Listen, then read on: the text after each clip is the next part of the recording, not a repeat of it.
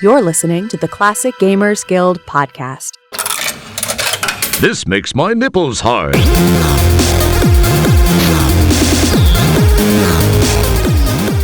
Hey, thanks for tuning in. I'm here with Paul, and guess what? We love adventure games. I mean, you might not have noticed, but I've kind of loved adventure games my whole life. You probably feel the same, Paul. The year was 1986, and that... So I think that's earned us the right to complain about them, which, to be fair, we really haven't done very much over the years. Little things here and there, but today we've decided to gather all of our complaints, put them all in a giant bucket, and start pulling out the complaints one by one to share them with you. And I'm curious, because we haven't shared them with each other yet, if we match up on the same complaints, or maybe we love things that the other person doesn't love, and if that matches with things that you hate, or maybe you love something that I hate. So I'm just fascinated with the whole idea. Hey, Paul. Hey, well, two things. One, I'm impressed that intro went somewhere. You were in control of that the whole time, which was nice, and then it makes me feel safe.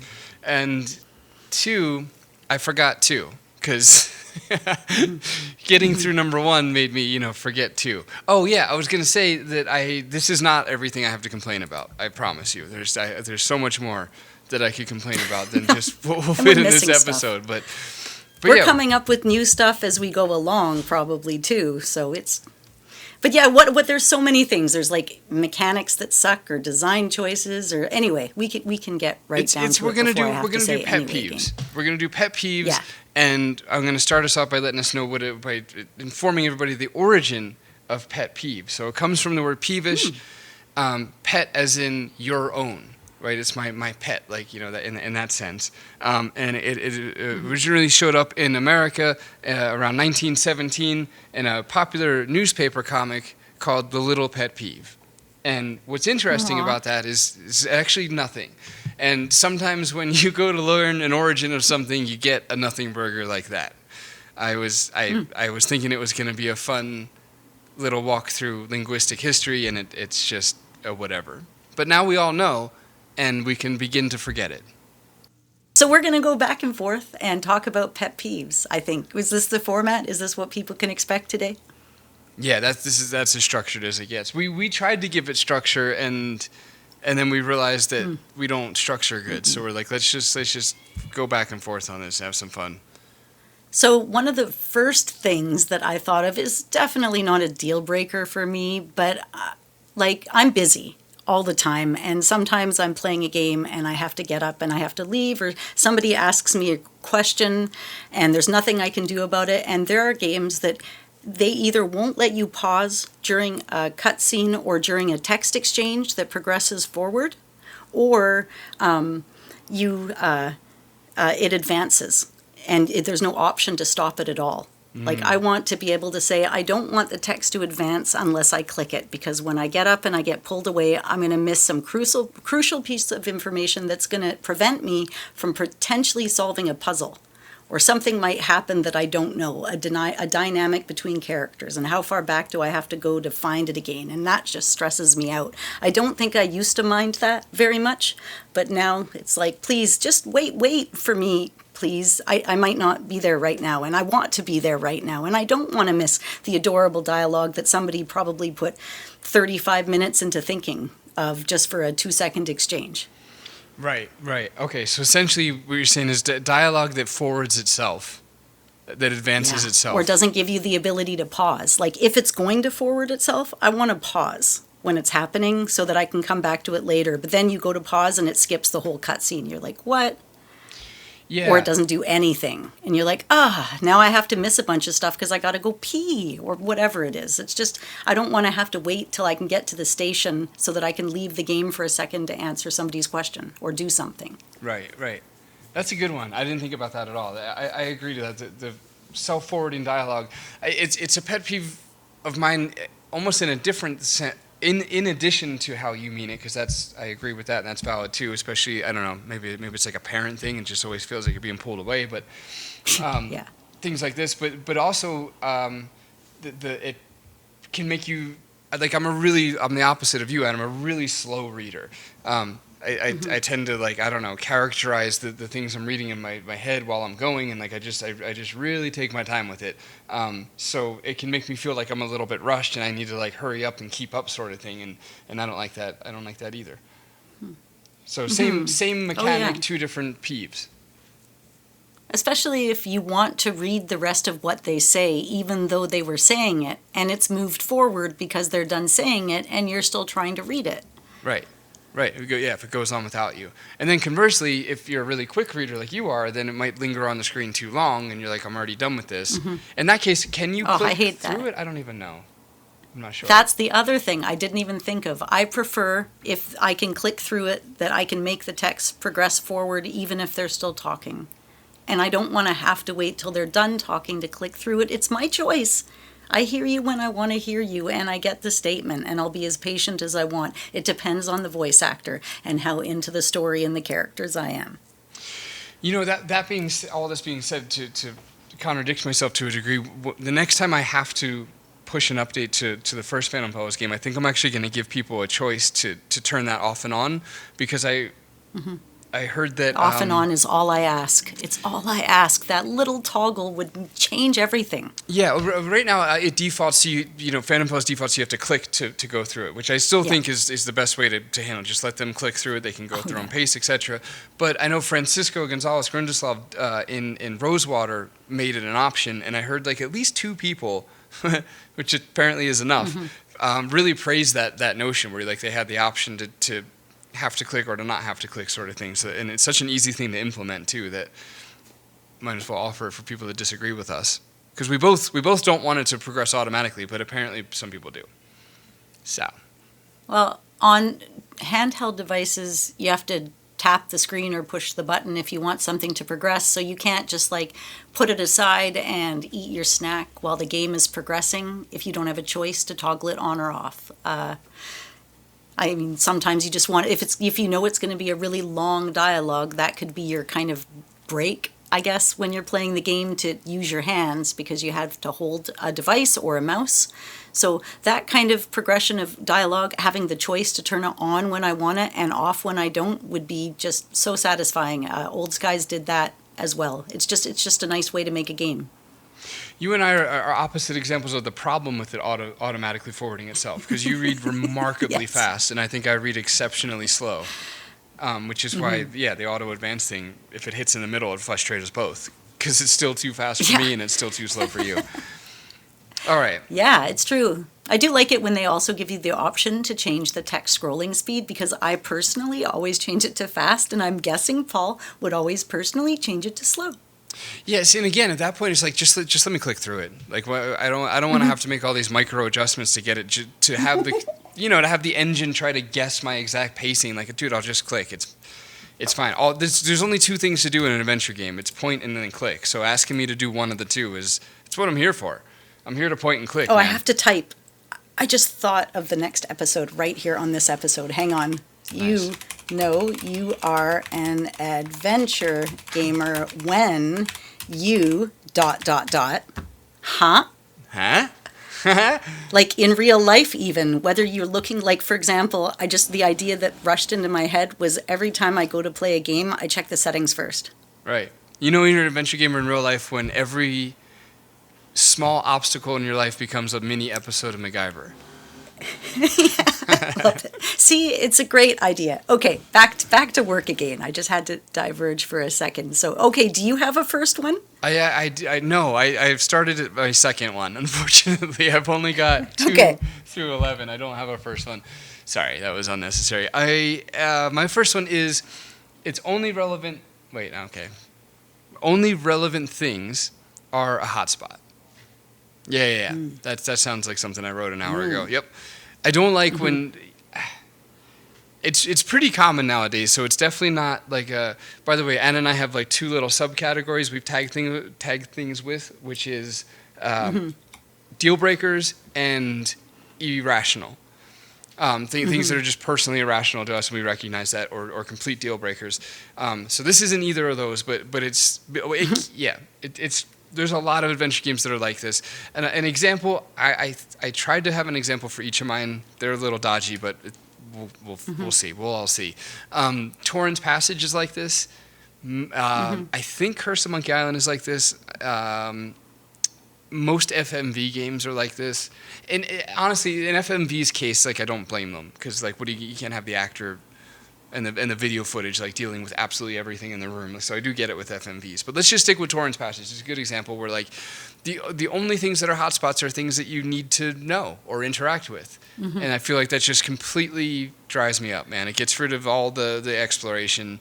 And yeah, exploration is the key to an adventure, is being able to explore. So when you make it so that there's nothing to really discover, that everything that you need to see and that you need to touch, everything that you can see and that you can touch, etc., is it working towards the ultimate solution or towards the plot, then I don't know. It just takes away some of the fun for me. Like nobody wants too many red herrings in their inventory, but you don't want every inventory item to be useful, or else you know that everything needs to be used at some point, right? You got to have that little bit of like.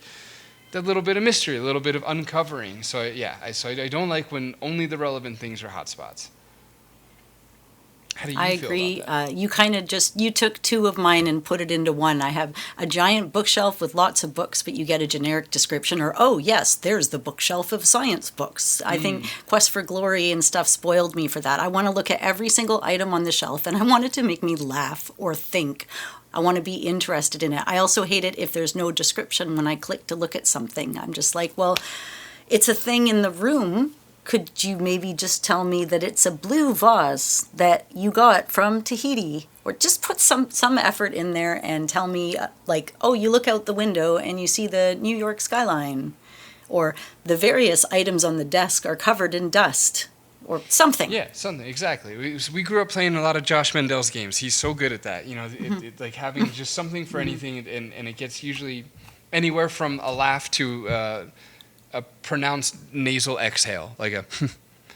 I mean, they can't all be winners, you know. But you get something out of all of them. Like, and your pet peeves makes mine better, because that's another good point that I didn't think about. It's like, it's not just forwarding the plot or, you know,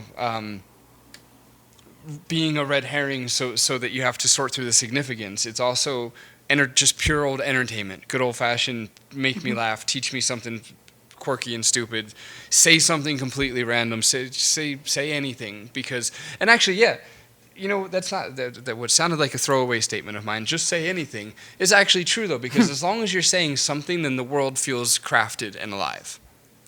It doesn't have to be just funny. make an It doesn't have to be acknowledgement. smart. Yeah, it just acknowledges that the thing is there, and it makes the world feel more Darkseid alive. did that. It did it really good. It's a table. It's the couch.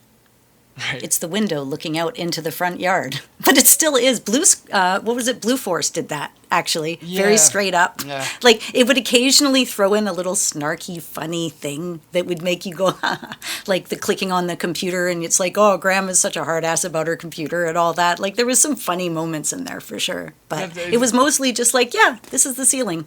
So... Yeah, that makes me want to redact my last comment, actually. Whereas, like, just say anything. Because actually, yeah, if you're just going to say it's a table, like, maybe do a little more than that. Like, Jesus Christ. It's an oak table. Let's go. Come on. Right. And then give me something more. You know, it's I don't know, something about walnuts and oak trees if they... I don't know a lot about trees. So you want the extra facts. All of a sudden, the game's going to go into, like, the mode where it tells you about, like, the history of using walnuts for wood for this specific style of table. Yeah. Yes. Engelbert would do that. Right, exactly. Yeah. Okay, all right. Maybe, see, what am I trying to say? I don't need a fact. I don't need a joke. Maybe I need it personalized in the world. Like, that's the table that my grandma gave me. And then it's like, oh, okay, now I feel like the protagonist is more fleshed out, and I have a little understanding that you know, he's sentimental about his table from his grandma. That's just a totally random example. Man. But you know what I mean? Like, you just give it a little bit of a thing. It doesn't have to be much. That was grandma's old table, and it gives you a little bit more world building, a little bit more. That's what you just totally hit on, one of my deal breakers, which I'm not going to say now, but that touched on it, actually. Did it? Well, yeah, go for it, because it's your turn. Yeah. Yeah, no, I'm not ready for it yet. Oh, okay. Yeah, Absolutely not. I'm not. Yeah. I will not say it right now. It's like Please stop halfway telling me down what to my do. little page here. That's Yeah. Whew, that's a lot. Yeah. Okay. Not being able to turn speech up or music or sound effects down in a game where it's really contrasting. Some games are really loud, like a gunshot or an explosion or something's happening, and I like to be able to have separate sliders, which obviously didn't happen. Back in the day, though, I was happy in the later games when you started getting speech and music as separate sliders, because sometimes I wanted the speech up and the music down, or whatever, the music up and the speech kind of quieter, but I like the ability to adjust each of those separately. That's a great one. That's a really good one, especially coming off of 3 Revolution games in a row, because they struggled with that. Yeah. The balance in those games was pretty rough. Like the effects could be kind of terrifying. They would just come in like octaves or decibels above the music or the voices, or one of those 3. I'm getting jumbled up. And you couldn't, I think it was Steel Sky, you couldn't adjust anything but the music. And then that left the sound effects and the voice acting really, really loud. Yeah, good shout. I think sound production is like finishing in a house. It's something people forget about until the very end sometimes. It's like, oh yeah, and we've got music, but we have to put it in there and everything. It's the job of that one person, whoever it is, to do it. So as long as they have that person, it works. But in some other games, especially lower budget games, where you're like, no, these are the zany, wacky noises, and this is you just either take it or you don't. And if you're in a different, like a noisier environment, or in an environment where you can't use headphones, it can get really cluttered. Now that I'm older, when it's coming out of speeches or speakers at me, I have a hard time sometimes differentiating what I need to be listening to, and maybe I miss stuff. Yeah. 2 things to that. One, the early 90s audio was rough in general. So we'll give the classic games a small break as far as like the quality was concerned, because it was, I don't know, everything sounded like it was recorded like in somebody's hollow bathroom. Like it's just, I don't know. There was never any dampening. It was pretty rough, those early CD-ROM games. But then from a developer's point of view, doing the sound effects is the worst. It's so much harder than I ever thought it would be, because finding the sound effects is hard in general. Like it's not hard. It's tedious. It's really tedious to find, especially if you get like, particular about what you want, which I think most of the creatives do, or whatever. Let's say, like, you know what you want in your head. You're not going to settle for something slightly off, and it takes forever to find them. And then, and sorry for Strummer, he's going to be occasionally screaming like he's being murdered in the background. For long-time listeners, it might give you nostalgia. This is how the show used to be way back in the day when he was like 5 and 6. Good news, though, he's not being murdered. He's actually still alive, and he has been for at least 3,000 days now, which is crazy. I'm on a streak. You don't live for as long as you think. Did you know that you're alive for under 1,000 months? I just gave my dad a card. He was turning 79, and you're alive. You don't even hit 1,000 months in an average life. That's not a lot, really. That's not a lot. Sorry. No, yeah, it's okay. Tell it to us again in minutes. That'll make it feel better. Jeez. Okay, yeah, it'll be fine. Lots and lots of minutes. You'll be good. You'll be good. Anyway, something about sound design, and I'm going to list my next one. Sweet. Okay. Telling. Man, I wrote these in such a. Never mind. I don't need to get into where I wrote these. Telling us why we no longer have the inventory. Right. This is irrational. Okay. This is so stupid. This isn't. I don't like really mean it. Well, look, you guys get what irrational means. There's this thing, especially in the older Sierra games, where you would like use a pen on paper, and then because the game doesn't want you to have the pen anymore, so it doesn't confuse you with future puzzles, they like have to tell you why you got rid of it, and it was, you know what I mean, right? They'd be like, you discarded the pen because there's no more ink in it. No longer, there's no more ink in it. The pen was broken anyways. You didn't need it anymore. Yeah, right, or even something like that. I think Laura Bow does a lot. You discarded it because you're no longer, and it's just like, let's just get rid of the thing, and not like, we get it. I get it why could you're even getting disappear rid of into gone. Right, exactly. It's disappeared into the 5th dimension. I would prefer flavor text like that than the other, but I don't know. Has that ever leapt out at you whatsoever? Like I said, it's pretty irrational. Beneath the Steel Sky is a great example of dealing with that, in that you always just can take it back. You're like, yeah, okay, I'll take that crowbar back again, and you didn't even need to use it every time you took it back. Like at the end, when you use that crowbar in the office or whatever, you just keep it for the rest of the game. Like it doesn't matter. Right, exactly. So is that a pet peeve to keep it if you don't need it anymore? Do you prefer it to disappear with a pop, or do you want it to maybe hang around sometimes just because? I'm taking this really seriously. It's a serious question. Yeah. I've thought about this stuff Right. since you talked about it like a minute and a half ago. Yeah, okay, Police Quest is, I think, the king of this, because every time Sonny would read something or do something, he'd be like, since you no longer need the message, you discard it.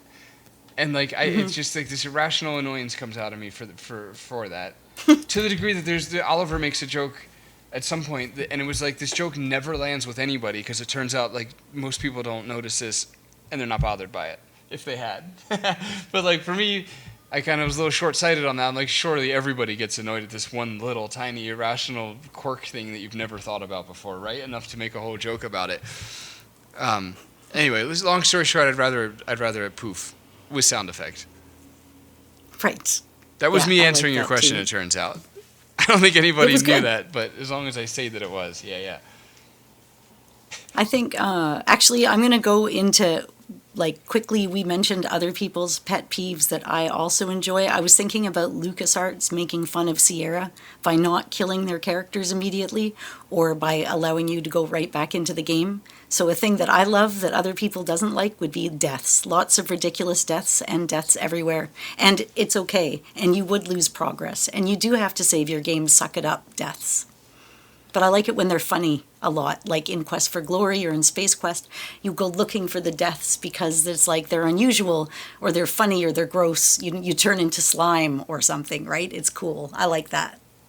Yeah, 100% same here. I'm actually sorry if I'm getting a little weird with you. It's because I'm just panicking knowing that I did that thing again where I told you to do something and then I didn't do it. I told Anna, hey, come up with a few that piss other people off, but not us. And she's like, yay, I will. And then I just completely forgot to make my own. Right. I'll pull one out of the hat just to match you. I like walking across the screen. I don't need quick exits. Like I don't know if it's an ADD thing, but like I always find something to do, and it's like part of me playing. Like I click his exit and then I like plan what I'm gonna do while he's exiting. Oh my God. Literally one of my lines is, I don't mind longer walks and backtracking. That is Nice. Literally one of the things on my list. Thank you. I got snacks to eat and things to do. Maybe I gotta pee, or maybe I'm gonna run and put my sweet potato in the microwave. And then the next time he walks across the stream, guess what I'm gonna do? I'm gonna go get that bitch out of the microwave. It's just you know, I don't know. That definitely sounds pretty ADHD as I'm saying it out loud, but I'm sure a lot of you probably feel that. But then again, you could argue that it's like counter ADHD, because if you're ADHD, you just want to click and get through things. And I just, it's one thing I beat to death on many of our episodes, that I just feel like people miss the forest for the trees when it comes to adventure games, because they're in such a rush to get through something that's supposed to be exploration based. Mm-hmm. Yeah. That leads right into another thing I wanted to say is a lack of bathrooms. Don't adventure game characters ever have to go pee? I love that you addressed that in the Phantom Fellows. Right. The lack of bathrooms, yeah. Yeah, well, and then I held myself to too high of a regard, because then later in the game there's the convenience store, and that needed a bathroom. Because you would have one, but then I just made it so the player like disappears into it, and you don't have to draw the whole fucking bathroom. Haha, little dev tip for you guys out there. Just don't put do a it. bathroom somewhere. Yeah, just have them walk behind a thing and make a joke. One of the jokes. I think the only joke in the game that offended Anna a little bit. But I was like, I'm keeping this joke though. You understand? She's like, I do. Yeah. I do. Well, it didn't offend me per se. I felt there could have been offense somewhere taken by it. I don't know if he'd have a hard time offending me. I think. That's true. Should try Offending is the sometime, wrong word. but- It was the one you flagged as probably too much, and I'm like, you're right. But so anyway, But yeah. if any of y'all missed it and are wondering, go to the bathroom at the shopping bag. You can be the reason why Anna told me not to put it in there if it pisses you off. Actually, please don't be. But anyway, all right, next one. Let's get out of here quick. Is it my turn? Your turn? I have no idea. Mine? It's you. I'm just gonna say stuff. I don't. This is a weak one. I should have cut this off the list. Fucking, I don't like chunky polygons, and this is kind of a deal breaker. And it is me being honest. I'm not trying to be cheeky here. Like I thought about it again. I instructed Anna to do something I wasn't prepared to do. I'm like, hey, flag things as deal breakers, and then I'm like, I don't know if I have many deal breakers though. Like, like I wanted to. I don't want to just list off things that might be on both of our lists, but if it is on yours, just ignore it, and I will too. Like mazes, logic puzzles. It's like I can't say they're like deal breakers. Oh my like, God, like, they're not actually on my list. Oh, nice. Okay, me neither. At all. Because it's like, I don't know. It's not like a maze is going to be a deal breaker. Like, okay, maybe if we're talking Legend of Kryrandia. Yeah. That one. Like 80% of the game is fucking lost in a cave. It's like mostly maze featuring adventure game. But anyway, point is like you get it, right? Like just because there's like a maze or so, it's not like a deal breaker. Anyway, but when I tend not to play games, it's because you know what? I'm not going to say chunky polygons. It's when it's not pixel art. Because like Old Skies we were talking about before we started recording, Anna was saying how much fun she's having with it, and I mean I probably will play it because I trust Dave, because I've really thoroughly, genuinely enjoyed every Wadget Eye game I've ever played. So I'll probably play it, but the reason I haven't already, let's say, is because it's not pixel art. I'm a snob about that. I can't help it. I mean, isn't it? It's just like Techno Babylons. No, it's hand drawn. I know it's more hand drawn, I guess. Yeah, oh, yeah, I guess so. I never thought it looked pixely to me. I never even thought about it. It is beautiful. I've been taking screenshots all over the place. I'm sure it is. The graffiti and just the timeline bouncing, and god damn, it's just so good. Yeah, and that's okay. I mean that's all I have to say about that, I guess. Fine. Especially now that I've changed Quest it. for Glory 5 is crying, but okay. Ew, yeah. I mean, that is the best looking of the Polygon era, but anyway. What do you got? Okay, well, that would actually very well lead me into my next point, which is when a game series loses its identity. So talk about Mask of Eternity, or even King's Quest VII, or heck, even Larry 5, which also gave another one of my pet peeves, which is hand-holding when you don't really need it. But I don't like it. Like Larry had an identity going forward, and then it treated the fifth one as if you were a new player. It pandered a lot. I don't like it when a game panders. I want a game to be a little bit mysterious, and I want it to, have its own identity. But yeah, they did the same thing a little bit with Space Quest. No offense, but yeah. It changed. I mean, there's more to it. I have another pet peeve based around that game, but I just feel that they changed the identity of the players or who they were, or in the case of King's Quest with Connor, who the game is based on. See our old episode called "Who the Heck is Connor?" Right.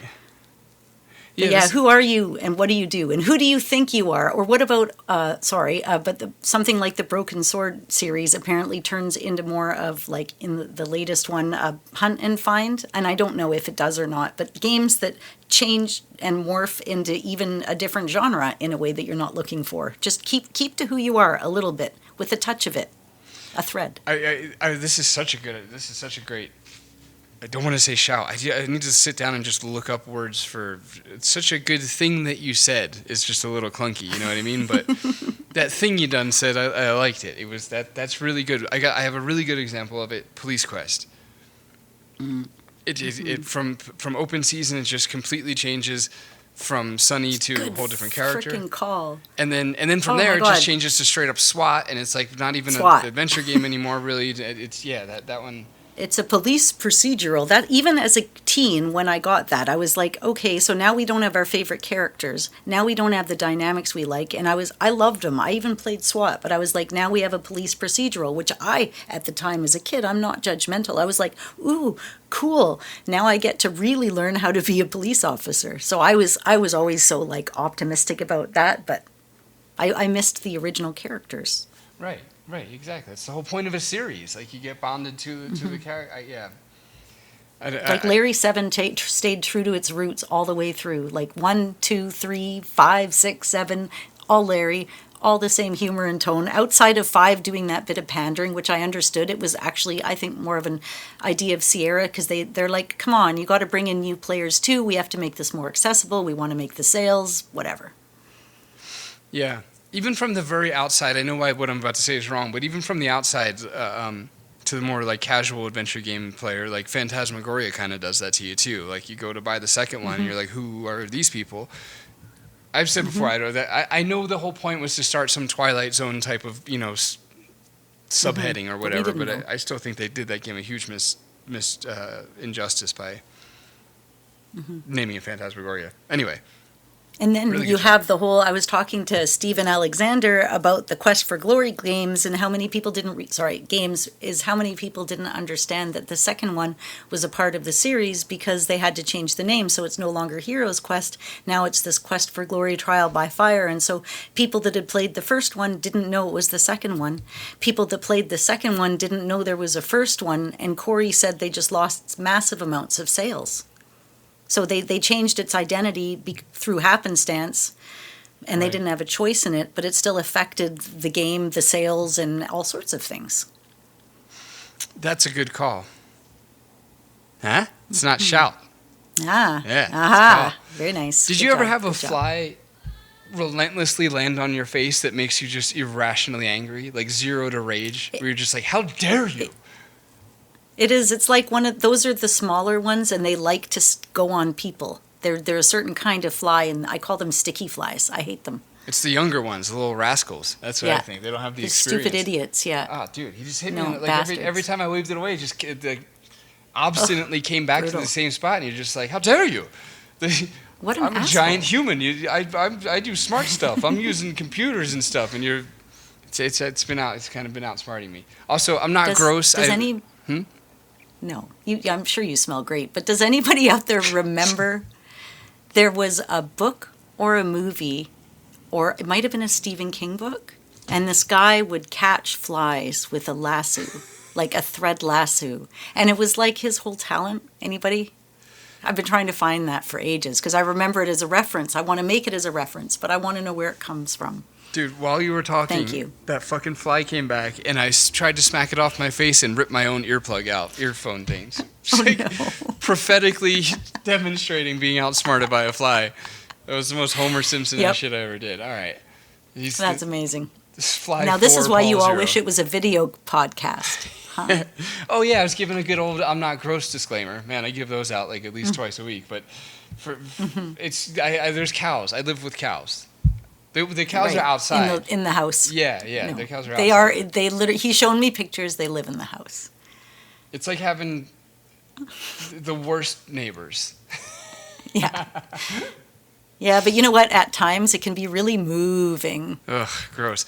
I will say having cows is fun because they are really. I'm trying to think of like a polite way to say this. It's like a deeply inbred horse or something. Just. Mm-hmm. You look out the window randomly and you'll see one peeing, and then you'll see one just walk through the urine stream, like head first. Yeah. And like they constantly shit on each other because they're not going to move. So they just lift up their tail and their poop is like sludge. Like it's, man. Yeah. Anyway. Yeah. And also there. So I have my next pet peeves. What? Sorry. Yeah. Enough about pet peeves. Cows. Yeah. Am I right? Okay. Sorry. Yikes. Yikes. So this is a not a deal breaker. This is a minor pet peeve, and it's super irrational. And I can even think of ways to not justify it and say, no, actually, this isn't always true. But leaving a game to have to figure something out, whether I'm leaving the game to have to look up a hint, or leaving the game, for example, to have to look something up on Google to figure it out. I want to stay immersed. If I'm in the game, I want to stay in the game unless I'm doing something different. So I don't want to go anywhere. So please, in some way, make the puzzles relatively self-contained so that I don't have to go anywhere else to figure them out, if possible. Yeah, that's really, really good. Not a deal breaker, because we don't get that with most Sierra games. Sometimes you just have to, but they do provide all the information you need. And also, there was that steampunk detective game. What was it called? And we had him on the show, and you had to leave the game to research stuff specifically as a part of the game mechanic for puzzles. Do you remember that? There was subways going back and forth. Anyway, that was kind of a neat idea. I don't mind that because you're making the real life research a game element and incorporating real life. I think that's okay. Sorry, were you talking about Chinatown Detective Agency there? Yeah, that's the one, Chinatown Yeah, Detective right. Agency. Thank you. Just the name was gapping. I'm picturing it, and I couldn't think of it. But No, that was you a got me there really with good the example of an trains, yeah. intelligent game. Yeah, It was, yeah. and Mark Fillion, the dev behind that game, he was such a huge fan of Carmen Sandiego. We had done an episode with him about this stuff, but he was operating in the right spirit, where it's like you're not being cut loose into the wild. You're going almost like, I don't know. I guess you kind of are, actually. Because, okay, what I'm trying to tie that into is, like, I remember early dev on my end, we were talking to Dave Gilbert. It might have been Francisco. No, I'm pretty sure it was Dave, because I remember Fran's advice. Fran said, when you're making your first game, don't make it gigantic. And I was like, uh-oh. Man, too late. So it must have been Dave. Dave's advice was, Start small. Don't you... The Shiva. Well, no, ironically, that was Francisco's advice, was start small, and by then Phantom Pulse was already gigantic, so it was too late. But yeah. but one of, and Dave has, I'm sure, lots of different advices, but the one he happened to give me was like, don't send them out into the world because they might not ever come back. It just tempts them to once you're in your phone, like, I mean, look, that's what our phones are, like, designed to do, is rip us away. Like, there's nothing more valuable than human attention, essentially. So, like, everything is designed to get that attention. And if you allow your attention to go outside of the game you're playing, then, yeah, you might just never come back. Hear, hear. And it was that All right, advice you're that up. gave Do you me it's that advice that made me go back and say this game needs a hint system. So that way they don't have to ever go anywhere. Yeah. Leave. Good stuff. Very sensible. Nice Indeed. connection. I'm glad you finished. Then I do feel like I need a cigarette after that too. It was really... Yeah, it was a lot. It was a lot. It was so good, a lot though. of volume. Yeah. Gross. I don't know... now I'm saying the thing. My next pet peeve. I don't know why I'm doing this. No, that's not it. I don't know why I'm doing what I'm doing. There we go. This one is probably, like, the pet peeve on my list. Like, this is the one... Because, look, y'all, we frame a show idea, and then you go looking for pet peeves. But, like, this is the one that just naturally just really, really does truly irk me. When the protagonist, or, let's stick with protagonist that you're playing in the game, when he's chugging along, combining... Because what do I mean by that? Like, combining inventory, taking forward steps towards a solution, and the protagonist, doesn't know why he's doing it yet.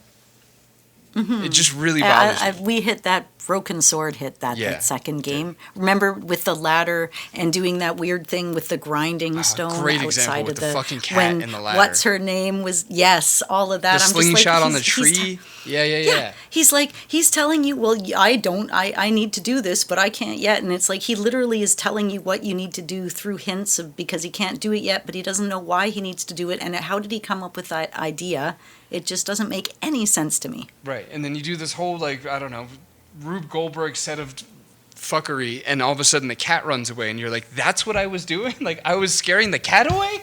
Are you serious? Like, there's so many other effective ways to scare a cat away, but yeah, anyway, the cat part aside, I really don't like when that happens. It drives me crazy. It feels... I don't know, but it's like it violates a few things at once, including, like, separation of a breaking of an immersion and separation of agency over the character. Like, you want to feel like you're the character. You're embodying them for this little adventure. And then all of a sudden, all right, that's all I got. I'm going to abruptly stop there. All right, well, then I'm going to jump in. When a game changes, and not always for the better, partway through the game, or it changes its dynamic, or it changes its tone. I kind of felt that way a little bit when we were playing Sanitarium. You get to the Aztec area. Yeah, or the computers and the bugs and all that stuff. I was like, because it's intriguing. You're at like a madhouse, or you're going through a mansion, or you're in a sanitarium, and wait, now you're kind of doing a little bit of a history lesson, and like it's weird and it's eerie and it's creepy, but it was a different tone than the rest of the game, and it was more of a drag, and I ended up having to leave the game a bunch of times to look stuff up and figure stuff out. And I'm just like, did you just need to make the game longer? Because I don't really understand how this affects the point of the story other than being an extension like a maze, but it's actually levels. So I don't know how many other games do that, but Sanitarium definitely did. Or when they get really, really hard at the end. Like, you've been a certain consistent, but then in the last hour, you're going to get 10 times harder, and then throw in 5 puzzles, and in Phantasmagoria 2 gets fucking impossible at the end.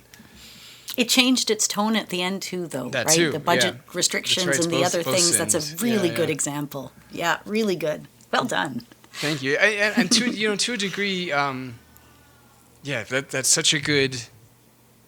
Not shall. Oh, you already said good call. That's a solid point. Thanks. So, I'm really, really making the effort to not say the thing. Even though I keep saying the thing when I say that I'm not saying that is the thing. Doesn't matter. But yeah, damn it, man, I really threw myself off with that absolute nonsense back there. Phantasmagoria does the thing. Right. Kathy Rain, that's what I was going to say. Kathy Rain does a little bit of that at the end, too. I think the second game reconciles that from what I've heard. I don't know. I haven't played the second one yet. I didn't mind it so much in Kathy Rain, but yeah, there's something jarring about like just this hardcore U-turn in the tone. But this is two different peeves here, really, because getting way harder at the end is separate, right? Because that's... Yeah. I agree with both of these. You're right. I think older adventure games used to get harder at the end. It's almost like they were trying to emulate boss battles in console games, and they're like, well, there's boss battles in platformers, so how about the last puzzle is like boss level? And it's like, dude, no, we're exhausted. Like, we've been playing this game for 14 hours. Like, we just want to see the ending, get another little cutscene, and we're out. Like, you don't have to make this the whole, a walk away point. Anyway, those are 2 good calls. It's an intelligence things too. Like, I have a hard time sometimes when the world is very big very quickly. I do like a game to shelter me a little and self-contain me to useful places generally, and not open up everything all at once like maybe Baldur's Gate did. And I want to be guided a little bit, and not like, this isn't even on my list. I was just thinking of this as you were talking. But yeah, I do want a little bit of a restraint within the walls of the game. Don't give me 15 locations right away with 72 different people to talk to and 4 puzzles immediately needed now.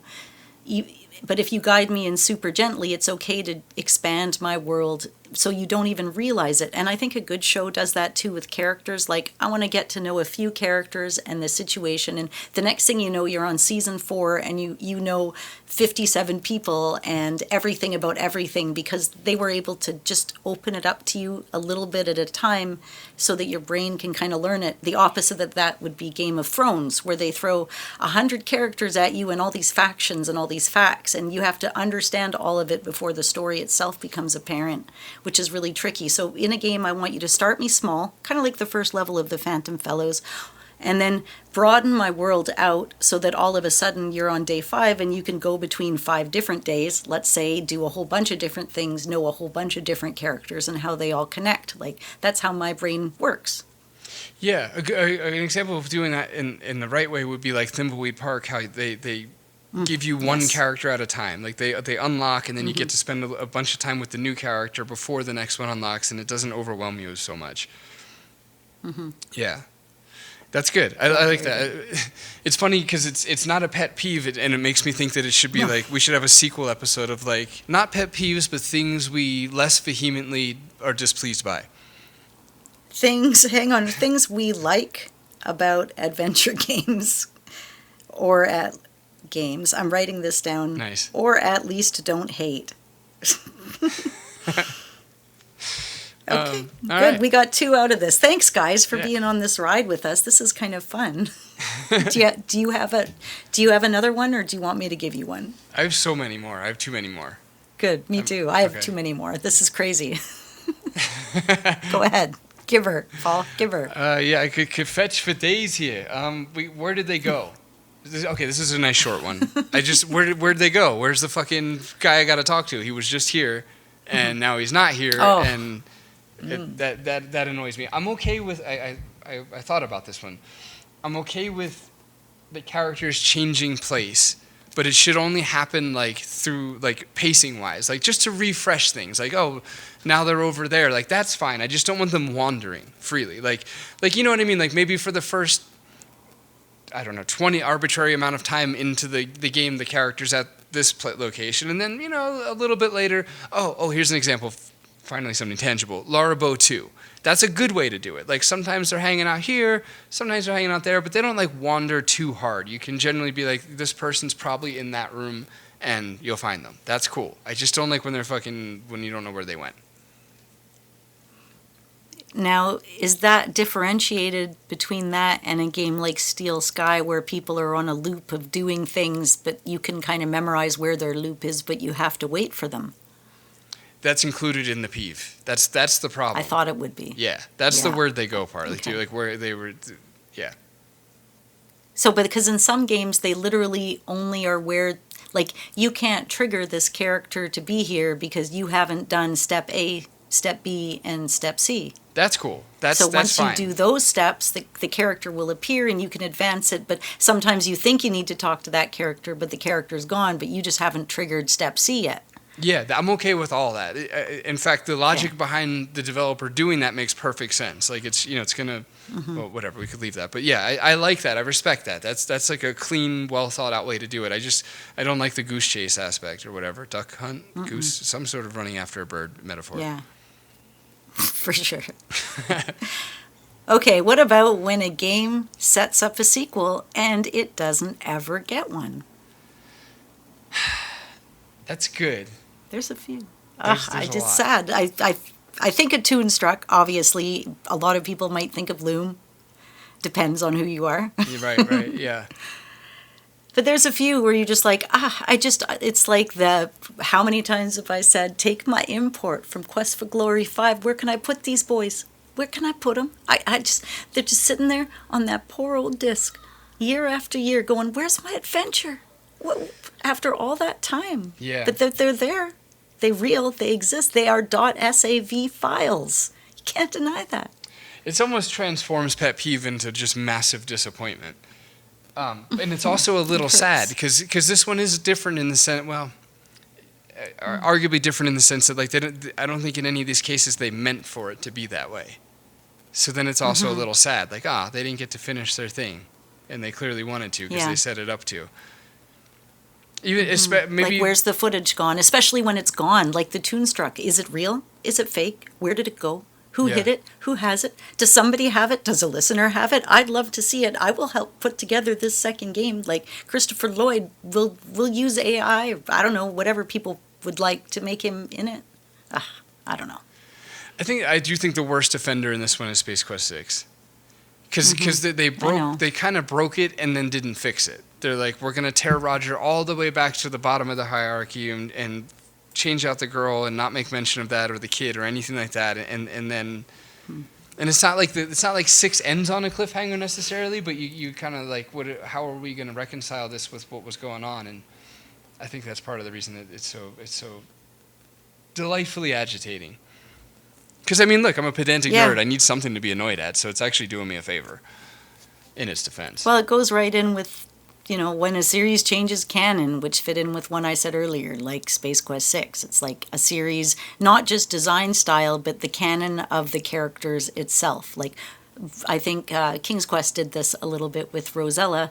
Who was she in the 4th game? Somebody who went on many adventures, refused a marriage, refusing a marriage led me to the idea of that What If episode. See, I bet you guys would like that, right? That's a fun one. Yeah, they would. Yeah, but just she's gone through all these amazing epic times and she's journeyed to worlds that don't even really exist in real time. And then it's like the 7th game and she's like, oh man, like, where's the adventure in life? Right, yeah. Right. It's like, girl, you lived so many unicorns. Freaking unicorns. Come on. You rode in a whale. Like, was none of that adventure to you? You were lifted by the arms and flown to a castle in the hands of Batman. Yeah. That's a whole thing. And are you married? Are you not married? Like the Space Quest stuff, and to who and to how, and is it a throuple thing? Like, what is how do all the dynamics work? Yeah, I you made don't out understand. with a frog and stole from an ogre. Stole a golden egg from an that too. ogre, all in an afternoon. Anyway, good one. Yeah. So that's my next one. What's yours? This was quite nerdy and specific, but here goes. When the player knows what's going on, so me and you, the player, when we know what's going on due to a cutscene or external point of view, and then the playable character, so the protagonist, let's say, doesn't know, but they know because we know. You know what I mean? ... somewhere far away, right? Like in whatever games do nice. that. In a castle up on the hill. And TV shows do that too. You're like, but then because it doesn't matter in a show, because they don't have to know. You're the one knowing, and you're sitting there with the secret. You're like, he. I know they don't know this, and that's what makes the movie more exciting. But in a computer game, that you are the protagonist, so now you know, but therefore they have to know, but there's no physical way in the world that they could know. Oh my God, that's such a good one. Thank you. I love with the clarity you chain that all together, because it shows me that it is really hard to compress. You do need a few... This one needs like a couple sentences to really convey, but yeah, it's there. The player knows, we know from a cutscene or some sort of POV change, and then the protagonist doesn't witness it. That's maybe the cleanest I could put it. Is that they haven't witnessed it, we have, and yet now they know because the one controlling them knows, and it really does fuck with the immersion in that sense. Like, yeah. Yeah, that's a really good one. Thanks. All right, good. Your turn. When a game makes assumptions about the player, I've heard, now this is almost more one I've heard out in the community from people that don't speak English very well. For example, King's Quest heavily relies on your knowledge of North American or specific fairy tales. And a lot of people in other countries simply didn't grow up with the same kind of fairy tales that somebody living in the US or would have grown up with. So it's like for us, we would kind of get it. It's like, Goldilocks and the Three Bears, or Hansel and Gretel's cabin and things. But if you've never heard of the story, some of the logic that's behind the actions you would take in these games makes no flippin' sense at all, and would really stop them up in being able to play the games until they're older, or they discover what the fairy tales were, or the internet was invented. Yeah, that's a really good one. And not to undercut what you're saying, because this point is really valid regardless. But I do ask the side note just say, that one's particularly surprising, because aren't all of the virtually all the fairy tales like Grimm's brothers, which are Germanic? Those are from Germanic origin. I thought we all had pretty much the same fairy tales. It could be somebody in Africa. I don't know. Somebody that doesn't have access to the stories. I've talked to a couple people. I don't know where they live. I was assuming that might have been a bad example. They exist, guys. Maybe they lived in... Wait. Maybe they lived in... And they grew up in, Bangladesh. I have a lot of friends from there. Really? They would have never... Yeah. Our neighbors are from Bangladesh, too. Oh, nice. Okay. Because that sounded so plural. I'm like, how'd you rack up all these Bangladeshians? Yeah, no, we had one living in the house, Nisha. She was lovely. She actually lived in this room where I'm podcasting right now. Yeah. With you? And then we were living in the other room. Yeah. I didn't know you then. Yeah, anyway. Okay. She used to talk to her mom on the phone all night long. It's very musical. a lot of inappropriate questions, so we probably just need to move on from that. I will be asking them later, though. She wasn't with me per se, but she was just here. Anyway, all right. do you have a thing? Yeah, I got more things. Okay. Logic puzzles. I mean, it's just quick and easy on this one. I just hate them so much. So yeah, they're in deal breaker territory. It depends. Like if I know the game is littered with them, then I won't approach it. Like Seventh Guest. That's true, because it goes with one of my deal breakers. And it's not even a deal breaker, I think, now that I'm reading it out loud.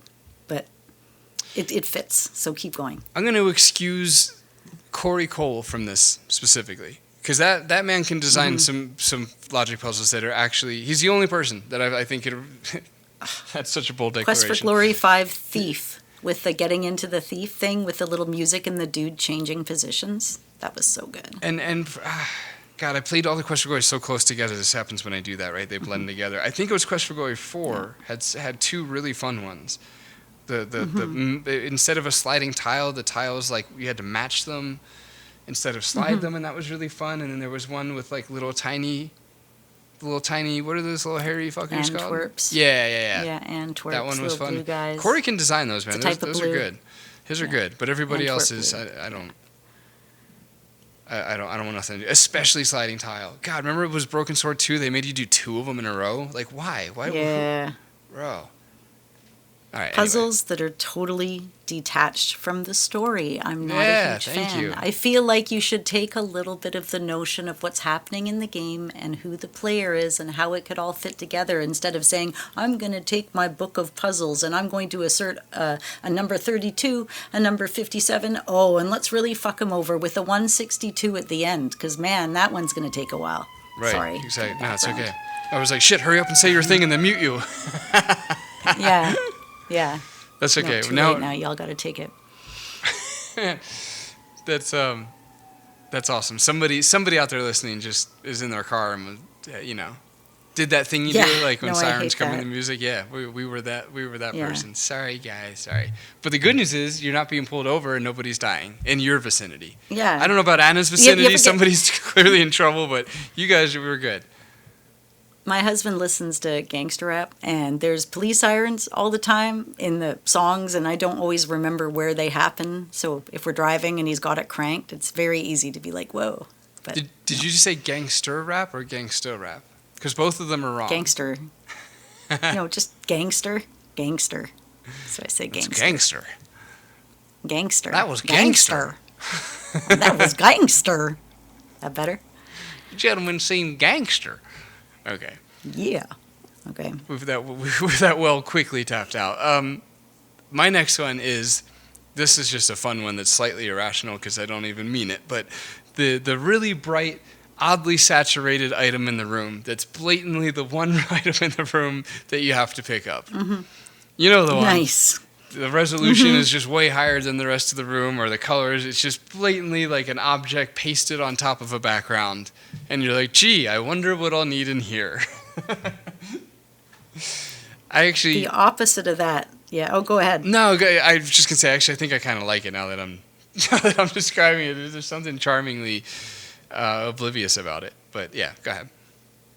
The opposite of that is a game like Space Quest 6, where it's really small and really intricate and really detailed, and there's nothing to differentiate one of the 18 items on the desk or in the shelf between that and something you might not pick up, because it's really just kind of like playing a cartoon comic in a way. Yeah. So it's fun, but I feel like it's not quite a pet peeve at all. I like it, but it was just because it's just so much and so detailed and so many things, it's really easy to miss that tiny little pixel, and it ends up encouraging me to do the sweeping behavior. Of course, there's no hotspot highlighters back there, so it would just be like my grid would usually start at the top left corner, and I just go click, click, click, click, click, click all the way across, and then I'd go back, click, click, click, click, click, and you just go, and it might take a little while because you're doing like every square inch of the screen, but eventually you'll find whatever the little nuance you were missing. I'd also use that technique in Conquest of the Longbow and Lorabo 2.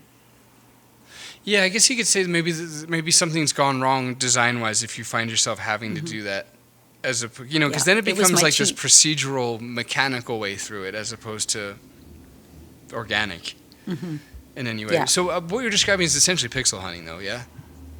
Yeah, it is. That's how I don't mind pixel hunting, but I like it when it has a little bit of logic, and as I said, it didn't make it to my pet peeves list. It's kind of just a fact about games like that to me. Right. Yeah, that's fair. Yeah, like I would hope there'd be more. If I'm going to click 100 times, please at least give me, 12 to 15 responses?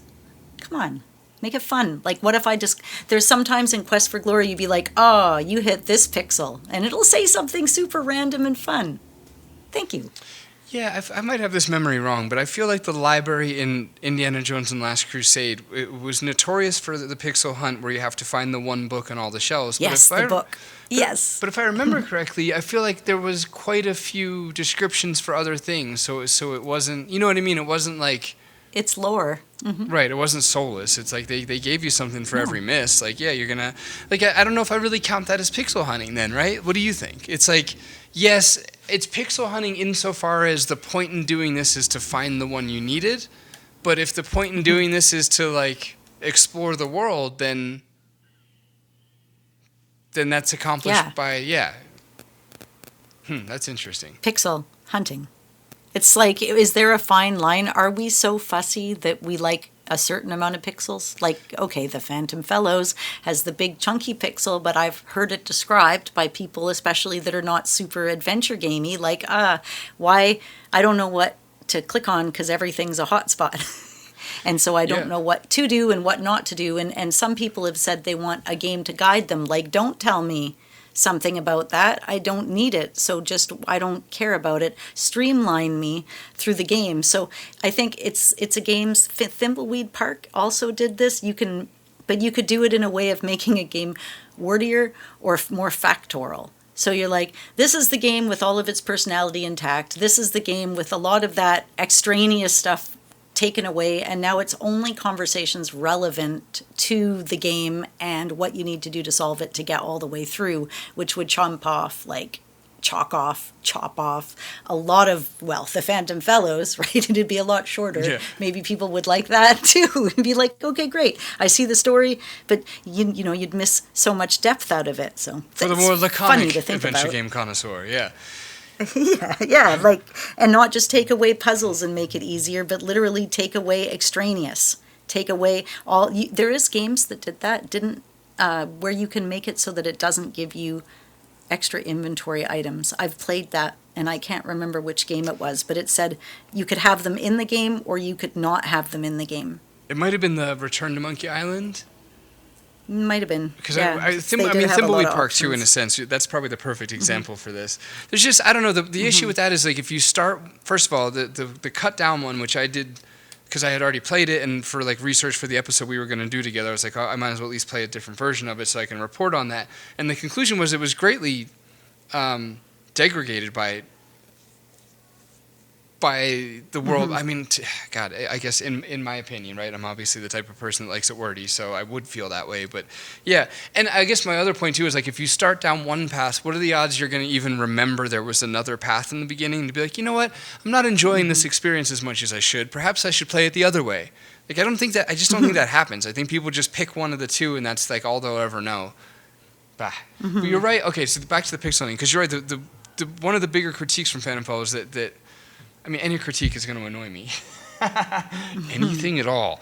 But the one of Hotspots does, because yes, everything's a hotspot, but what I've actually noticed, as opposed to just being petulant and kicking and screaming about somebody said a not nice thing I didn't like about my thing, it's more to say, like, I really analyzed it a bit, and I came to the conclusion that people overuse pixel hunt. And sometimes when they're saying pixel hunting, what they really mean is not immediately obvious. Which is to your point, Anna. Where Tell it's like me where to go. Yeah, and it's like, hey, that's not fair. Like, it wasn't like this tiny cluster of pixels hidden amongst a sea of pixels that you had to, like, scan with your mouse through. Like, let's say, like, the bookshelf, if you were looking for the Hitler book in Last Crusade. Like, it's not like that. It's just, like, it was very obvious. It was definitely a thing that you saw with your own eyes. And, like, I feel like once you can see it with your own eyes, you're not hunting for it, right? So, like, what do you mean? And I think a lot of times what it becomes is hunting means all this shit is in the way of me finding what I exactly need to do right now. Yeah. Old Skies does this in such a different, multi-layered way, because you can hotspot click, like, have it highlight the hotspots, like or you can hit, like, the tab key, and it goes over all the various hotspots, and then you can also just if you click on something that doesn't have a hotspot, it'll sometimes give you a description. It's just not narrated or anything. Right. Right, that's budget. Which is nice. It's because I think I was just what you were talking about had me think about playing styles, and I realized that I bet you it's a very common playing style. People are busy and they just want to experience the game, and maybe they don't want to figure stuff out. So it would be a matter of every room you walk into, you automatically highlight the hotspots. Because it's logical. I highlight the hotspots, I know where to go, I know where to click, and I know what to click on, so I know I don't miss anything, and I go to the next screen, and I appreciate that about that game. I've never played games that way, but I think that that's pretty standard now. It is. No, and to be clear, I agree with you. I think that's a great solution that should be implemented. Is like something like pressing the tab key, where it's like it's not forced on you, but if you do want to see what the interactable objects are, then you can. Like, I think that's great. I can't do it because everything's a hotspot. So it's like everything literally everything would just light up then and turn into Sparkles. Yeah, exactly. So, but for the Although if it was only hotspotted if it was an item that was important to progress or continue in the game, like in Old Skies, and then everything else extraneously wouldn't have to have a hotspot on it because it would just be something fun or like a written description. There would be another way to sort of categorize what to hotspot and what not to hotspot. No, you're absolutely right. This reminds me of an old rabbit hole I've sent myself down in trying to decide what to do with this. And ultimately, I think I landed on, because mine specifically is a comedy, that's where I don't have the self-control to not do it, because I'm like, some of the best lines in this game are not on the objects you have to interact with. And like, there's this part of you that's like protective over what you think is gold, and to be like, but then they won't see that if I do. And like, the whole point of the anyway, that just reminds me of an old internal battle that I've been through several times. It's like you want everybody to see the best sides of your children, whoever they are, and wherever they came from. Exactly. Yeah. So my next one is too specific of wording in a parser game, as in you can't say something like ask about or get. You can only say take. So you're like get cavern or get mouse, whatever it is. You're like, oh no, it's not going to work. You go off and you do something else, but then you're like, take mouse. Oh, that's what it was the whole time, but you've gone off for like 40 minutes trying everything else in the game before you clue in entirely that it's a wording thing. So it's like part of the puzzle is trying to figure out what's in the developer's head, instead of just focusing on playing the game however you would intuitively play the game, which Al Lowe kicked frickin' ass on, because he would get people to write in and he would keep every single keystroke and see every single word that they wrote so that he could incorporate all the different variations, pick up, lift up, pull, push, grab, all of those words, so that no matter how you were playing, you could keep the flow in the game by typing how you would naturally type, even though you're understanding their puzzle. Because if it doesn't understand you, but you actually understand it, then perhaps you feel misled if you go off in another direction when you were already at the answer 3 freaking hours ago. Like, what about, which Space Quest was that, 2 or 3, where you have to get the piece, or the first one, you have to get the piece of glass. Somebody was telling me about that out there in the world, and then you had to hold it up to the it was Stephen Alexander who mentioned that when I was chatting with him, and he didn't know. He had to wait till like over a year later, and a friend at school told him, oh, here. You just have to do this one little thing, and you were stuck this whole time, but you were already there. So very specific wording. That's actually off topic entirely, but I like things to be broad, is my point. Do good adventure games. That's a good one. It makes me think of several different scenarios, and then start thinking about, like, well, I guess I know what parser was it, adjectives. I forgot. Man, maybe I can make a cohesive sentence out of that. Like adverbs, verbs, things like that. Let's cut it all the way back to words. Yeah. Words. Okay. Took up a lot of memory. Parser, like, there's a word for like when it's a triggerable, whatever. I'm getting tangled up in that again. Anyway, it's a whole deeper conversation, I guess you could say. I mean, not deeper in like a philosophical way, but more in a nerdy technical way, as far as like, they had X amount of words that they could allow you to type, and then you have those different things to deal with. I guess what I'm saying is, like, how much of that is limitations and how much of that is design. And I don't need an answer. That's where I was at.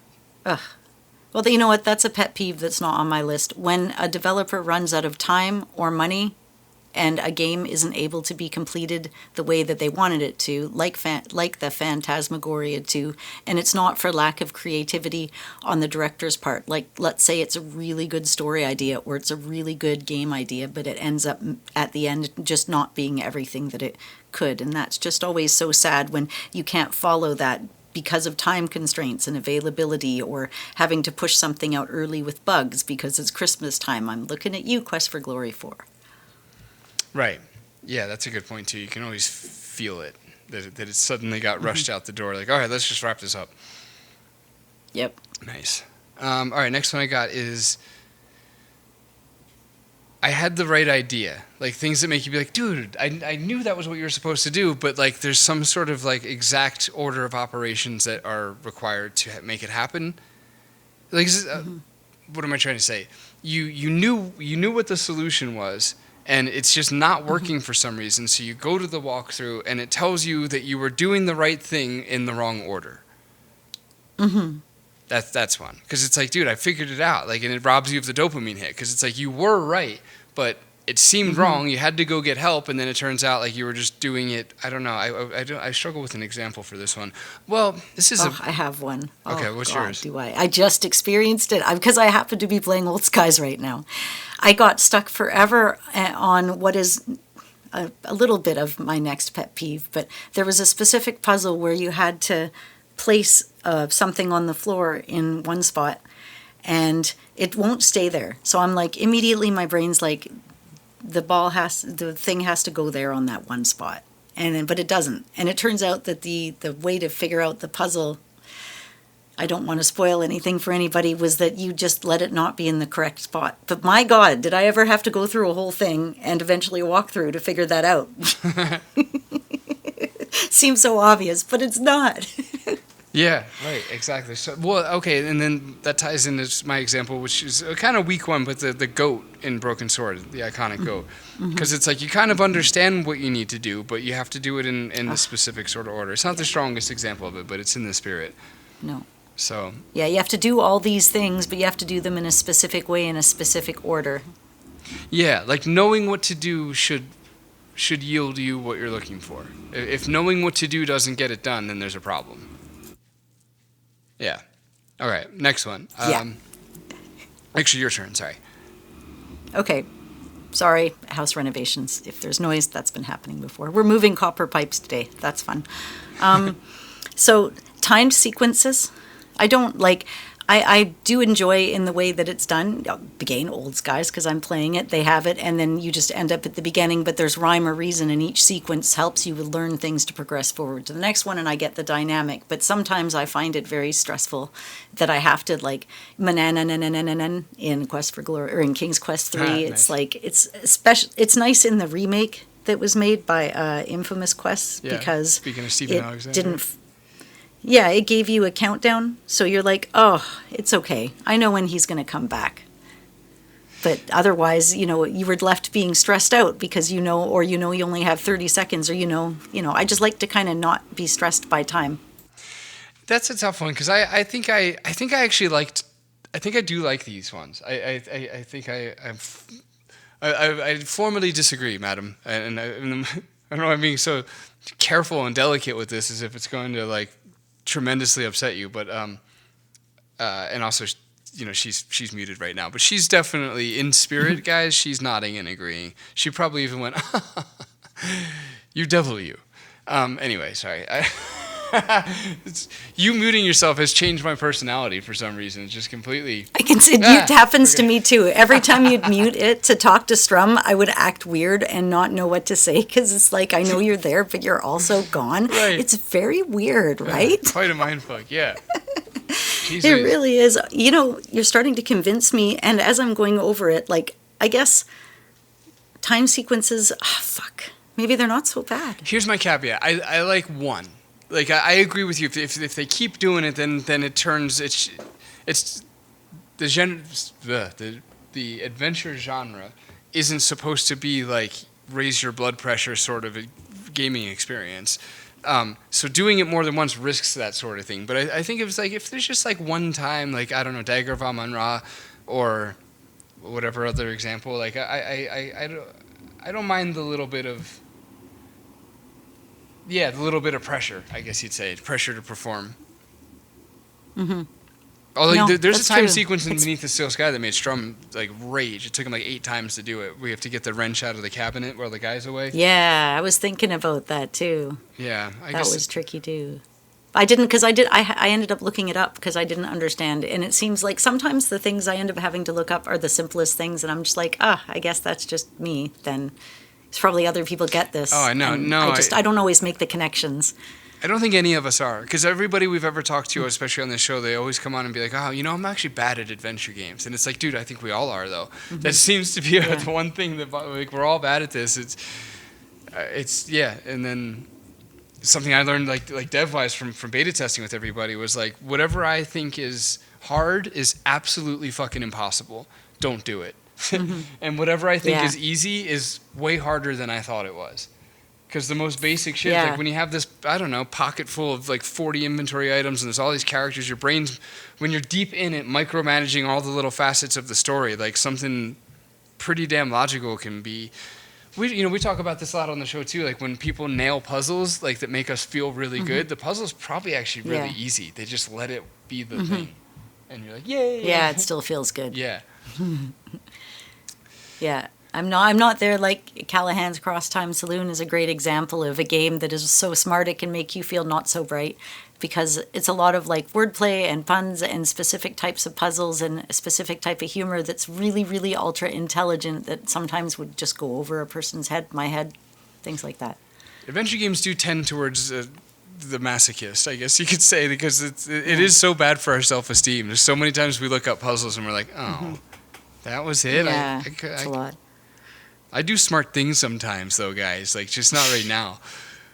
I swear. It's just devs, we can't read their minds as much as they can't read our minds. So unless a dev is really intuitive, there's often just a little bit of a disconnect. And you've really got to figure out who they are. I've often said when you play somebody's game, especially a solo dev's game, you really get an idea of their personality and who they are. I've always seen it embedded, even in just like an action game. It doesn't have to be like something depthy, but whoever you are will be reflected in your own content. That's what I think.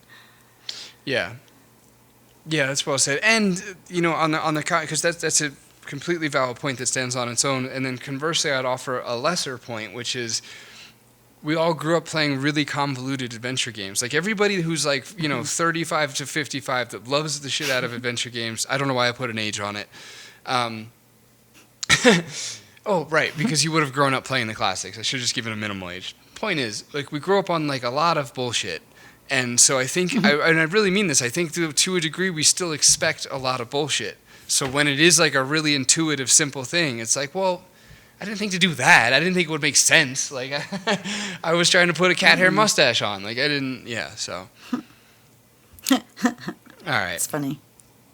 What's This is like, is that the name of this episode? Use cat hair mustache on adventure game pet peeves. All right. You know what I noticed, it hasn't really been on our list too, is continuing not to be there is moon logic. Because I think adventure games are of the stars and magical, and I think it's okay to have a little bit of moon logic, because what is logic anyways? And, what is good and what is bad? There's always got to be a little bit of a gray area, and moon logic is one of them, and I think it's okay. I'll never forget, one of the puzzles in Phantom Palace has 3 different solutions, and one of them is really easy and intuitive. The other is standard adventure game fodder, lore, whatever, canon, some word like that. And then the other one is moon logic, and like one of the achievement for its moon logic. And I'll never forget that Jess, our friend Jess Lai, is that how you say her last name? Jess, I've never said her last name before, not out loud. Definitely said it in I my think head you did before. once. It's okay. We already talked about it. She knows you love her. She can correct you if you were wrong. That's right. I have been corrected on specifically this last name thing before, too, haven't I? Man, that wasn't deja vu. That was an actual weird memory. Anyway, point It was is, a real thing. she was testing it for me and did the moon logic solution.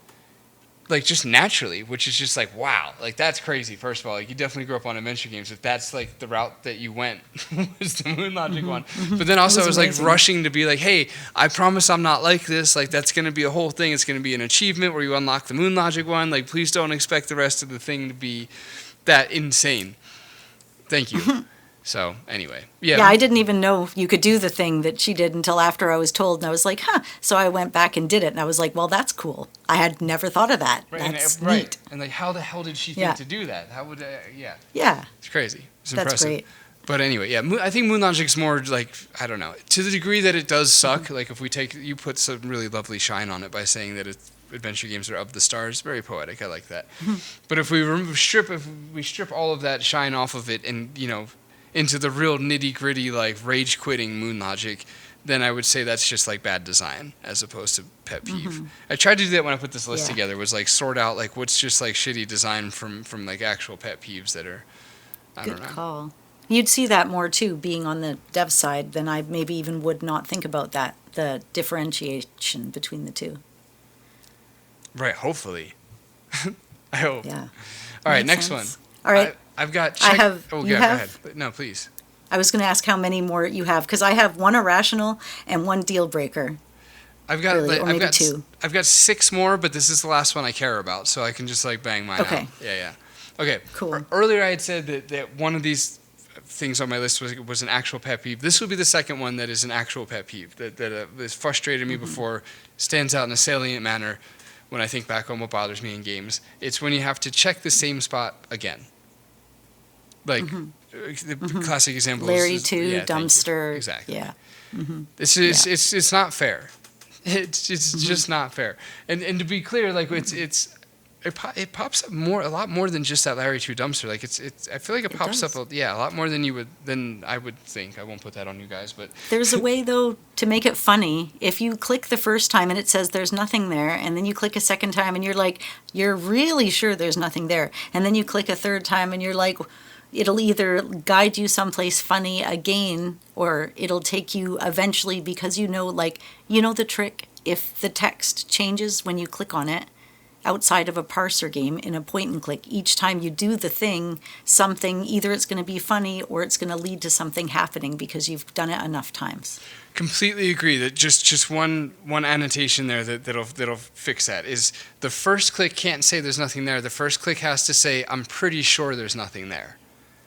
Like, you know what I mean? That's the first nice. click has to bait you to click again, or else why the hell would you click again? So yeah, you're right. Right. And there's ways to signal that, right? Like the pretty sure, you give them some sort of uncertainty or whatever, something out of the norm. But yeah, if it doesn't do that, then it's committed the crime. Yeah. Guilty. Nice. Irrational pet peeve: can't open doors and cupboards, can't look inside them, and also if they close themselves when you leave the room. If I've bloody opened that cabinet, who's going around behind me closing cabinets? That's silly. Right. I left it open. I also use that as an indication of where I've been and what I've done. If the game lets me, I will. So Yes. don't give me no openable doors. And if you do give me openable doors, leave them how I left them. And at home too, I have that personality where I accidentally leave doors and drawers open. So my husband, who's so kind, he said, okay, well, I'll put all these nice soft closes in. So all you have to do is kind of bump them so that they close all nicely. I still leave them open, but at least it's fun for him when he closes them. Right. That's sweet. That'll help me. Strummer leaves all the things open all the time, and this will actually help me digest that a little bit. I'll just think of him as like a little Oliver rummaging through the house, leaving shit open, and okay. There's this video, this couple, she's got blue hair and she sings. I can't remember their names. They do a lot of ADHD talk and stuff, but he made this sort of joking video where he went around the house and saw all the things that she did and then was like, oh, it's to show she loves me. He's like, oh, look at that. She left all of her food and the bits on the counter so that I know that she's eaten and I don't have to worry about her. Aw, that's so sweet. I've got a protagonist that won't sit in a chair or on a couch. I mean, and especially if they won't describe the piece of furniture, and then on top of that, they refuse to interact with it in any way, shape, or form for any reason, even if it's an obvious reason, like they go to use a computer, they should sit in a computer chair. If they go to watch a TV and there's a couch, maybe they could sit in it. I mean, I know it doesn't always work in all three dimensionalities, or like in some game styles, like for example, in your game, he sits in a chair to look at the computer for a bonus, but he stands to watch the TV because sitting on the couch would mean he was face forward and it'd be weird. I understand that. But if there's the option to do a connected activity or like sleep in a bed, I like it when I click on the bed and it's like I like it when it tells you, like, you get in the bed for a while, but you're not tired, so you get back up. It's like I'm the narrator of this game. If I want to lie down in my bed for a minute, let me, and I don't mind getting back up. I think that stuff's fun. I agree. Yeah, it's really good little world building tricks. It makes you feel, it gives you agency in the world. That's one of the more adorable picks on this of all these lists. I like that one. Aww. All right, what's yours? All right, I got bloody. What do I have? Okay, I was just going to name two really quickly. We don't have to go into them. Crucial dialogue that can't be repeated. Right. We kind of touched on that last episode, but that's really annoying. Why not? Dialogue written to the player instead of naturally between characters. That one's annoying. That's right. I forgot. I went and got... That's like breaking immersion. Yeah, I went and got examples for these that would really probably help everybody right now. So I'll just quickly back up. Colonel's Bequest, I guess, commits I'm trying not to say any Revolution games because of that like obvious recency bias, like of me just listing shit from because we just played those games. You can miss major critical stuff. Colonel's Bequest, the same thing that makes it easier to play if you're new. The forward time is you can miss critical things is the same thing that so. But then again, with Colonel's Bequest, it's like that's part of like the mechanic of the whole game. So maybe that one's not a good example. But whatever. I don't like that thing I just said. Now. I've already forgotten it. And then the dialogue written to the player instead of naturally between characters. Day of the Tentacle does this when Dr. Fred's explaining the Chronogon setup. And flushing between errors and things like that. Like, it's just, I don't know. It's very obviously telling the player what's going on, which is clunky. Okay, there's two throwaways. Yeah, would you prefer it to have a little incorporated into the game like you do with the Phantom Fellows, or can it flash up a little thing saying, this is how it's done, and then you read it? Yeah, one of those two extremes. For real. Because it's like, even like a Gary Owens narrator type of thing circumvents it quite nicely. Like, as long as it's not, like, just... jarring. Like it's jarring when one of the characters starts kind of blatantly telling you what to do. But if it's a narrator or if it's just like a GUI like outside of the game world telling you what to do, like I think that's all fine. Yeah. Yeah. Yeah, that's good. So deal breaker, I have to care about the characters or at least one of the characters. Maybe you can engage me in the story if your character is not somebody I care about. Maybe there's a way to weave it all together. But if I don't really give a shit, I'm not really going to try, and I'm not really going to care, and I'm probably not going to finish it. Because I don't care what's going to happen if I finish it. Even if I'm close to the end, if I'm not engaged, I'm like, whatever, then I just won't know. Yeah. I've never played the game, but I hear this come up a lot with Deponia. Like, apparently, like, the protagonist is a bastard, and it's like, why do I even want to... I think I've even heard some people say that about Guybrush in the second one, but... Me, a little. Oh, okay. Well, it's funny, because they said and got quiet, because I'm like, actually, I don't think I've ever heard anyone really criticize that game, though. But then you're like, that checks out. Yeah. That's a good one. All right. So give me a little bit of heart somewhere. Right, yeah, exactly. Make me want to... Depth. Feel feelings. All right, because you don't have depth in real life. You're pixels, so make me care about you in another way. Yeah, and the heart of adventure games is storytelling. So it's like I got to be invested in this person's story. Like if they're gonna be rotten, like then make them like a well fleshed out Raskolnikov style villain, and I'd be into it. But yeah. All right. Anyway, this will be my last one. So long intervals without death, and then suddenly death. Right. Because You don't even know, and then it's just there. Yeah, you let your guard down, and this is speaking strictly pretty much of classic adventure games, because autosaves have come and saved the day with that. But yeah, Broken Sword got me on this one again. Sorry, with the recency bias, I can't help it. Oh, that's right. This bothered me when I was prepping, so I went and found a different one, which was Phantasmagoria, I think. Where like the first 6 chapters you're totally fine, but then the second one you can die, and it's just you're not primed for the Sierra amount of saving that you're supposed to do anymore. You kind of let your guard down. Right. Like I don't need to constantly save because I'm fine.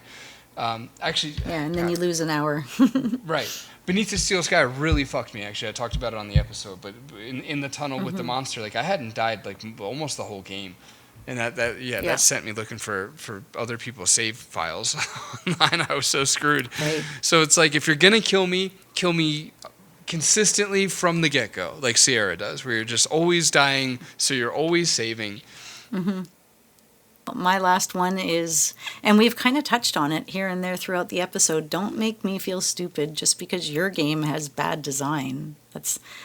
That's not my fault that I'm sitting there going, man, like, and it can happen a little bit because I am stupid. That's not what I mean. Oh, no, you're not. I mean, I won't stand for it. We all are in our own way. Okay.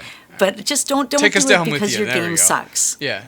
Like, you didn't think of this because maybe it's just the game didn't think of this, but it should have thought of this, whatever it is. And by thinking of this, you would have mitigated the damage to the player that maybe made said busy player leave. That's all. This is you just yelling at the dev. Don't be an idiot. Like, what are you doing? Don't be an idiot. Think about me a little bit, and maybe just stay focused. Get a good editor, publisher, something. That's what I was know. thinking. Get Just an Anna. don't Get somebody mess you with can me. bounce this stuff off of. Yeah. Walk that edge between like makes sense and doesn't make sense. Right. Right. So I bet the people listening though have pet peeves, or even like I'd be curious to hear what people put up with that we talked about that wouldn't normally put up with. That's the good setup question, because we had said things like we actually don't mind walking across screens. So like, what's y'all's version of that you actually don't mind that other people do, or some framing like that? Oh, damn it! I did have one more. I'm gonna say it real quick. Long periods of time with only one thing to do. And this one's hyper specific. Like Gold Rush. This one's tough because there's times in a game where only one thing to do is acceptable. Like if it's I don't know, a limited environment, or like the beginning of the game where they're easing you into it, or as the story's unfurling. Sometimes waiting for time to pass. Right. That's a really good point too. That might be a whole separate PV thing. But I'd like to have more than one thing to do at a time. Oh, another example of when it doesn't work is like sometimes you do have more than one thing to do at a time, and then you solve one of them, leaving only one left. So like that's not what I mean, right? That's not fair. But just long periods of time where there's only one thing to do, and like maybe you're burning out on it, or just like taking all kinds of L's, waiting, and you just need a little victory. You need like a little side quest to go win and refill the dopamine tank a little bit. Yeah. So anyway, trying to have more than one thing to do at a time. King's Quest 4 a little bit could even do that to you. Waiting for nightfall because it hasn't triggered the in-game time yet, but you've done the things. Because I think that one's actually time-based rather than event-based in all cases. Yeah, and even puzzles too, like not just waiting for environmental or story beat shifts, but also just having 2 puzzles to work on. Like, you know what I mean? Two goals that you're working towards. That way, if you get stuck with one, you can be like, okay, you know what? I don't know what to do right now. Maybe I'll just start working on this other thing, and that'll help. And it usually does. And you know what I mean? It creates this perpetual flow. Yeah.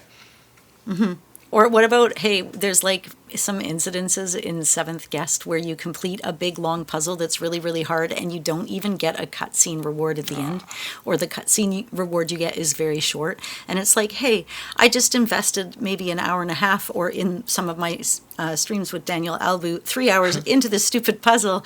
Like, could I please have a little bit more? Please feed me a little bit more of that sweet, sweet FMV love. Yeah, there's no cutscene worth the bullshit in that game for me. I just thought of one. A game that gives you nothing after the end. Like, after you watch this big, long outro and it doesn't even give you a single funny screen or a lead up into the next one. Or, like, there's no little tiny continuation of a story that just gives you that little, like, touch at the end. Like, your game did that really well. When the credits just end. Yeah, it's end. The game is over, Loops but there's back. nothing. Just leave me empty a little bit right here, man. I've just spent like 20 hours potentially with you. Give me a little something here, please. Yeah, exactly. Please. Yeah, the end credits are such good opportunity for color and fun and yeah. Yeah, All right. a little bit of flair. Yeah, exactly. Make sure if you're in Seattle or able to make it into the Seattle area in September for PAX West, you need to show up. There is a bunch of FMV stuff featured. There's panels. I'm hosting one with Jackie, so please check it out. Get down there and hook up with the nerd crew at the FMV Museum, because that's where we be at. Nice. All right, I'm gonna get us out of here this time. So Thanks. You could Yes. say goodbye. Say goodbye, Anna. Goodbye, Anna. Nice. Oh, wait, my name for this episode, because everybody's wondering, Canna Soda. Huh? Yeah. Can of soda. Canna? Huh? Can of soda. Yeah, can of Say it more soda. Canadianly. Like there you you go. I'm from Canna Soda. Thank you. That was great. Okay. Yo, it's me. Dang, I took too much time in between Anna leaving and me recording this, and now the whole vibe has changed over here. I don't remember what the flow was like. So this might be a little jarring. Even my hey there, like I feel like my voice is octaves lower than it was. All right, I'm gonna breathe. Let's calm down. Sorry, I came in a little hot just there. I hadn't said anything in a while. I was deeply, man. I don't know if Anna's ever gonna hear this, because if I was her, I would not listen randomly to just like the ending part that I wasn't in. But if she does ever hear this, then this is a little Easter egg for you. Holy shit, I understand what you're going through. Patreon is crazy difficult to just get information from. Like, it's all right, whatever, it's fine. That was wild though. That was 17 minutes it took me to get some pretty basic information. Who am I complaining at? I don't even know right now. I'm just a guy talking into a microphone, staring at the corner of a wall, and telling myself that people are listening. But they are, and I know that you guys are, in part because of Patreon. So thank you very much to all of our Patreoners, especially those in the whatever tier, the expensive one. Michael Council, do I say it formally? It's Michael Council. Thank you to Mick, to Christopher, to Gareth, to Brian Manown, to Tim Ellis, and to Yanis for being in the extra special True Believer tier. I didn't name it that. I still want you guys to know that. That was weird, sporadic. That was like having an accent sprung on you via Tourette's, where it's just like goy. Like I don't know where that came from. Okay. This is a disaster without Anna here. I feel like it's just a lot of chaotic energy I'm coming at you with. But that's fine. So, also, we got new Patreoners this month, and so I just wanted to say thank you. We got 5 new ones. You collect the whole set. These are human beings, darn it. And I'm trying to pull up their names, but again, this is wild. Am I going to edit this? I guess I'm going to have to edit this. Okay. Be right back. Sorry. Okay, I'm back. I pressed several buttons and one of them worked. What a ride this is so far. Okay, so yes, we did get new members. I just wanted to welcome them and thank them. I think that's the thing we do. Thank you to that emo bitch. Love the name. Evan Lynch, Doug Harris. Okay, man, I'm really sorry. I'm going to do the best I can. I should have rehearsed this. Ino Kesk Italo. Ino Kesk Italo. I'm saying that with Italian hands. I don't think that's an Italian name. I mean, it's not, because there's no letter K in the Italian. Well, it doesn't matter. Thank you. Possibly Ino. Or I know. Or I should stop. I'm going to stop there before I offend you. Please still be a Patreon next month. I didn't mean to. All right. And then everybody else, thank you for making this show possible and for supporting us. Oh, we're trying to get to 100 Patreoners, I just decided, because it turns out we have 73 now, which is exciting, and therefore now in the realm of 100. So, trying to incentivize you guys to join, even if it's for free. The free is the thing, and every now and then we do put things out, and then even every now and then we put things out for the free tier as well. So click the button; it'll do wonders for my self-esteem. Speaking of that, I'm just desperate and hungry for reviews on the Phantom Fellows. That was gross that I said hungry for it. Sorry about that. Because then that makes me think of hungry like a wolf, and there's just like this weird unasked for sexual energy there that is frankly the wrong time of day for. But no, look. This is we'll be done soon. We can all just get out of here in a minute. If you would please leave Phantom Fellows a review on Steam. I would deeply appreciate it. If you're the type that frequents social medias and point and click groups, Reddit pages for adventure games, things like that, and somebody's asking for a game to play, it would mean the world to me. For anytime I see out in the wild that somebody name drops Phantom Fellows in a positive way, goes a really long way, to the degree where, like, you know, one short I just sent me a screenshot of one the other day. Like, it wasn't anything insane. It was just, hey, you're being thought of and talked about out in the world, and they played your game, they liked it enough to tell other people to do it. So those little things mean a lot to me, and I would appreciate it. Thank you. Reviews, all that stuff, great. Okay, I'm done asking for stuff. Now I just tell you to, like, you know, drive safe if you're driving. We've never said that once, actually, in 200 episodes. Okay, what do? I think I just say, well, Anna said, okay, no, I say thanks for listening, probably, right? So thank you for that. Check. Play the game, leave a review, buy some shit, buy some more shit, review this, review. Okay, so this is a very demanding list. So we're going to cut to we're on Twitter. So you can get us at CGG Podcast, at Phantom Fellows. DM-wise, if you're trying to get a hold of us, hit me up on at Phantom Fellows, or send us an email at don'tdoamurder@gmail.com. Also, we're on the blue one we're on Blue Sky. So, and probably the one with the elephant and the Mastodon. That's the one. We're there too for some reason. And so, is that it? Oh, we're a group on Facebook. We're a page and a group, so you can join us at the Classic Gamers Guild. That's where the name came from, by the way. So there's no time for an origin story. We go to the Classic Gamers Guild page and group and go talk shit. It's fun. What else? Instagram. We're on that. We're on YouTube. A lot of you, it seems like, maybe not a lot of you, but more an unexpected amount of people are using YouTube to listen to the show. It seems like maybe some of the new listeners are coming from there. If you are a new listener coming from YouTube, put in the comments that you are, I guess. That'd be cool. Just to know, like, how this is getting around and stuff like that. All right.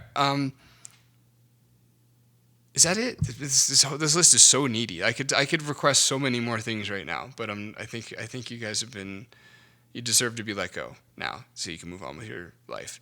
Okay, so I'm gonna play the outro. Well, future me is. I'm just gonna say the thing, and then doesn't matter. Thanks for listening. I know I'm forgetting something though, right? Does it feel like I'm forgetting something? Whatever. Don't do a murder.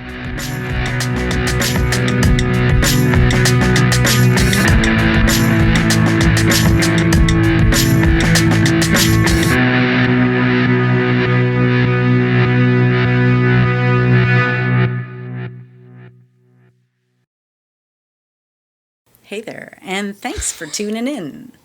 You like that? Okay, I'll keep it then. That was really sexual. Oh, was it? It wasn't meant to be. Hey there, boys. I was trying to be polite. Maybe that's why people hit on girls. They don't realize how sexy they're being. Okay, I'll try again.